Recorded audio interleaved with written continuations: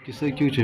بیا الله تعالی لږ برابر کړي بس هغه د زخم او د سرطان نه بچ شوې ګینې دا سرطاني حالاتو دا ټول د الله برکت ورجانو تاسو برکت ډېر خوشحاله شوم چې ستا زخمونه ښه شوي دي او یو نسخې دپاره به انشاءالله بیا ځو پاکستان ته بیا به ځو تاسو کومه کو چې زه دغه ځای ته ورستلم کنې دما خو خپه ختمه وه الله دې نه کړي انشاءالله موږ بیا به مدرېږو انشاءالله زه به نورو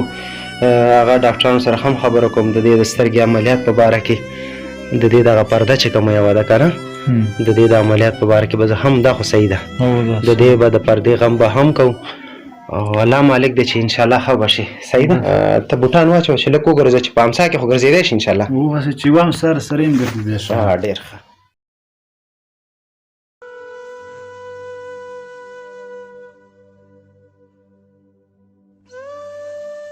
دا د شکر ځای دی چې ته په خپلو پښو باندې وګرځېدلې زما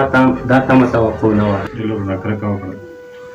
حالات تار ته آباد لري تا ته الله سرفرازه کړي چې تا زغې کې راواخیستلم او خپلې مینهخانې ته دې رانیستلم هغه ورځ ولاکه تر قیامته پورې دې ماته یاد اوسي زما ورور یې ما درته ویلي چې زما ورور یې زه به همیش تاسو ته دعا کوم چې د خدای برکت د تاسو برکت دې ما سره زه بېرته په خپلو خپلو راغلم څومره خوشحاله یې ډېر خوشحاله یم ورور جانه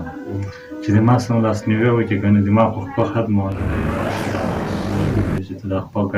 کټ کوئ او څو ځله باندې د سپېدو وکړلی دا خپه کټ کوه الله یې تاسو ورته ژوندي لري چې تاسو ما سره منډه وکړله دی دا پخه درته بچ کړه بهتر ته خپه بچ کړله ته عمره اوس الله نه راضي یو چې یو د خوشحالۍ غاړه راکړه بس دا غټه خبره ده نور به بیا هم در سره ودرېږو بیا به هم در سره ودرېږو د سترګې عملیات کې هم در سره ودرېږم انشاءالله صحیح ده امین د سترګې عملیات کې هم در سره ودرېږم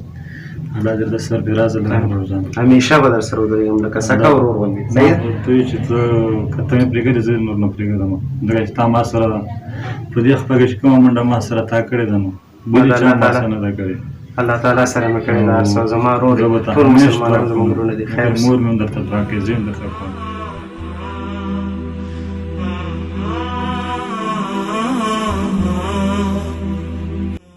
ژړا به بالکل نه کوئ هر څه به هغه الله تعالی کوي او علي خان به انشاءالله ښه کېږي الله به خیر کړي ولا غټ خلک تنګېږي دا خو بچي ماشومان دي که نه نو انشاءالله زه به یو کوم مسلمان برابر کړم ورته چې دا پکې دغه شی اوس دغه علاج ضرور دی چې د دې علاج وشي الله یې درته الله دې صحت درکړي الله دې صحت درکړي